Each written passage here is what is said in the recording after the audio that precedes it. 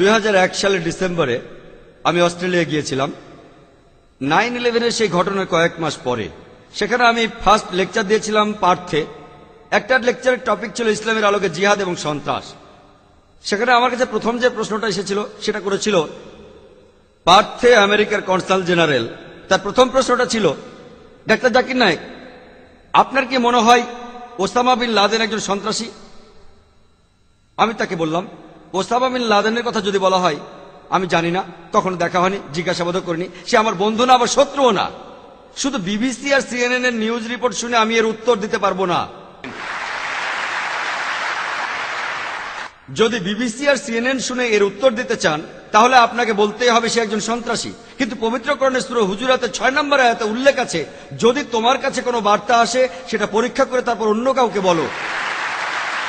আর সেজন্য Osama bin লাদেনের কথা যদি বলতে হয়, আমি এটা বলতে পারবো না সে আসলে একজন সন্ত্রাসী কিনা, সে আমার বন্ধুও না, শত্রু না, জিজ্ঞাসাবাদও করিনি। কিন্তু এই কথা ভালোভাবে বলতে পারি, আমাদের কাছে নিশ্চিত প্রমাণ আছে। ভালোভাবে তারা মিডিয়াকে কন্ট্রোল করে সেই বিবিসি সিএনএন থেকেই। আমরা জানি যে আফগানিস্তানে হাজার হাজার নিরীহ আফগানকে হত্যা করা হয়েছে, ইরাকে হাজার হাজার নিরীহ ইরাকিকে হত্যা করা হয়েছে। ধরুন আমি মেনে নিলাম 9/11-এ তারা বলে যে এটা ওসামা বিন লাদেনই করেছে, প্রমাণ নেই, শুধু অনুমান। চিন্তা করেন, ইসলামের উপর তারা এত অত্যাচার চালিয়েছে, তারা যদি মুসলমান হয় তাহলে কি হবে?